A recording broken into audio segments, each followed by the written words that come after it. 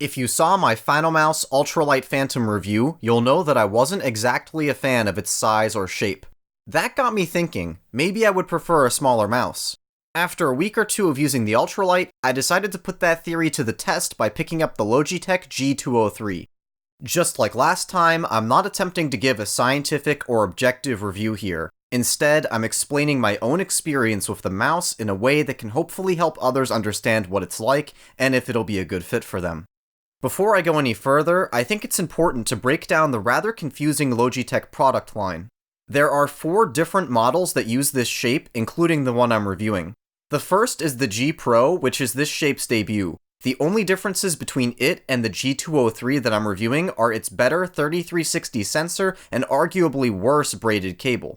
Next is the G305, which is a wireless version of the aforementioned G Pro. Last is the recently released G Pro with Hero sensor. This refresh has a non-braided cable like the G203 and features the Hero 16K sensor. There may be other changes, but those are the main ones. There's also the equally recent G Pro Wireless. It's a brand new shape that has nothing to do with the others despite sharing the G Pro moniker. The G203 is by far the cheapest out of all of those. I got it for only $27 on Amazon. At that price, you'd think the build quality would be subpar, but to the contrary, it holds up to mice I've used that cost more than twice its price. The body is incredibly well made with no flex or creaking. There's no fancy coating on this mouse, it's just plain plastic, but it feels good. The top is smooth and the sides have slightly more texture to them, which could help with grip. The thin rubber cable is nothing special, but it's not bad either. It even has RGB lighting, and it's a super clean implementation, not just for the price point, but in general. Moving on to the buttons, left and right click feel great. By the standards of other mice, mouse 4 and 5 are kind of small, but relative to the size of this mouse, they work just fine.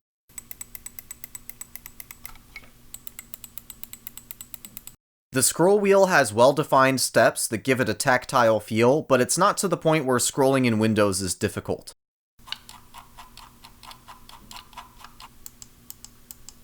I don't use the scroll wheel in games, but if you do, you'll probably like this one. The DPI button is below the scroll wheel and sticks out quite a bit.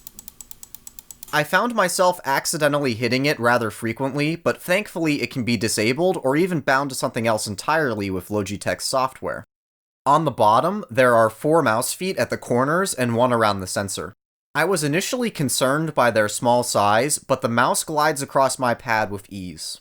So the build is great, especially for the price, but is such a small mouse actually usable? For me and my grip style, the answer is a resounding yes. I have pretty average size 18 by 9 centimeter hands, and fingertip grip is almost a perfect fit. I say almost because unlike other mice that bow inward on the sides towards the middle to allow you to grip more easily, the sides of the G203 are completely uniform with only a slight inward slope. This design makes resting my pinky finger kind of awkward and occasionally leads to some slight discomfort. It's not even close to being a deal breaker for me, but if you have much larger hands than I do, it might be an issue. Outside of that, I love the size and shape of this thing. Compared to larger mice, it feels totally different. Instead of the mouse acting as an anchor point, I'm able to maintain full control at all times. I've never had a mouse like this that suited my grip style so well, and as a result, I find myself aiming more accurately and consistently. There's always those times when you lose control and miss the target in FPS games, but it's an infrequent occurrence for me with this mouse. Again, my hands are 18 by 9 centimeters, and the size in conjunction with the low profile and lack of a hump make it ideal for fingertip grip. If your hands are slightly smaller or larger than that, you should be just fine. I could also see it suiting smaller hands with palm grip, and as an added bonus, the sides won't be as uncomfortable with that grip style. As I mentioned earlier, the sensor is what separates the G203 from its more expensive counterparts. I have no way of scientifically testing it, but what I can tell you is that in my 3 months of using it, I never once thought that it was an inferior sensor potentially affecting my play. I don't have one of the higher end versions of this mouse to compare it with, but I do have other mice with the 3360 sensor, and I'm hard pressed to tell the difference. The only sensor-related gripe I have is liftoff distance, which is a tad higher than I'd like it to be. Not a big deal, but certainly worth pointing out. And that's it.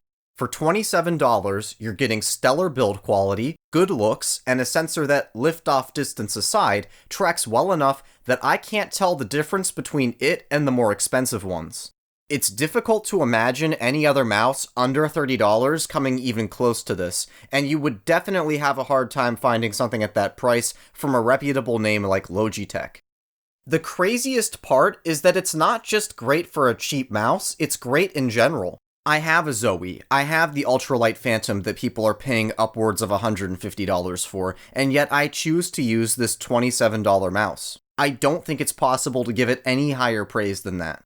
I've thrown just about every game I play at it, Quake, Destiny, Rainbow Six Siege, Battlefield, Black Ops 4, and I find myself performing so consistently with it in all of them.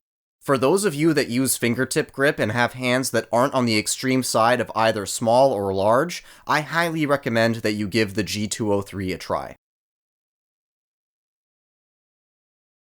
I could stop here and be content, but I've got into this whole mouse thing now, and I kind of like it. So if you want to see more mice, and maybe keyboard reviews from me in the future, consider subscribing to the channel. Until next time, thanks for watching.